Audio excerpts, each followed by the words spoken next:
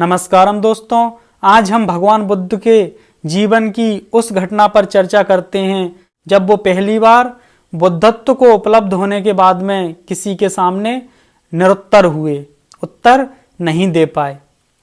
जब वो 12 साल बाद बुद्धत्व को प्राप्त करके अपने घर आते हैं, जब वो घर छोड़कर गए तब उनका पुत्र राहुल एक दिन का था और जब वो वापस 12 साल बाद घर आए तो उनकी पत्नी यशोधरा उनसे सवाल करती है।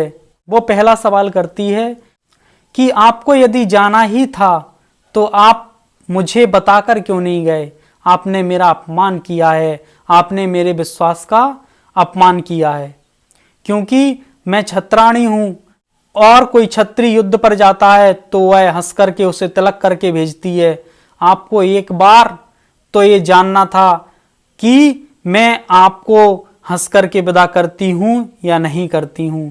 ये मेरा अपमान हुआ है। भगवान बुद्ध कोई जवाब नहीं देते हैं, नजरें नीची कर लेते हैं। वो दूसरा सवाल पूछती है। वो पूछती है कि जो आपने जंगल में पाया, क्या आप उसे इन महलों में नहीं देखते हैं? क्या आपको वो यहां नहीं मिल सकता था? क्या वो यहां नहीं है जो जंगल में था? भगवान बुद्ध क्या जवाब देते? क्योंकि पाने के बाद में अब तो वो हर जगह दिखता है, सर्वत्र वही है, उसके अलावा कुछ है ही नहीं। भगवान बुद्ध यहां भी अपनी नजरें नीची कर लेते हैं और कोई जवाब नहीं देते हैं।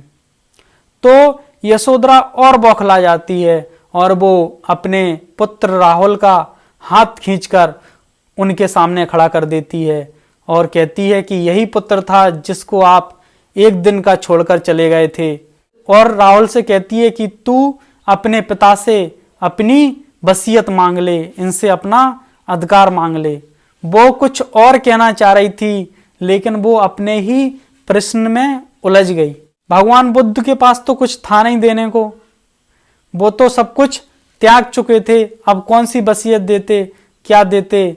तो उन्होंने जो उनके हाथ में भिक्षा का पात्र था उस पात्र को राहुल के हाथों में थमा दिया।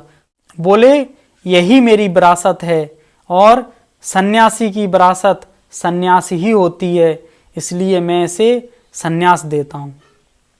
यह सुनकर तो यशोधरा कपकपा गई, उसकी आंखों से आंसुओं की धार बहने लगी और उसने कहा कि आपने तो मुझे त्याग ही दिया था, आप तो मुझसे दूर चले ही गए, आपने मेरे पुत्र को भी मुझसे दूर कर दिया, अब मेरा क्या होगा? इसलिए अब आप मुझे भी अपनी शरण में लें। और भगवान बुद्ध यशोधरा को भी वहां संन्यास दे देते हैं।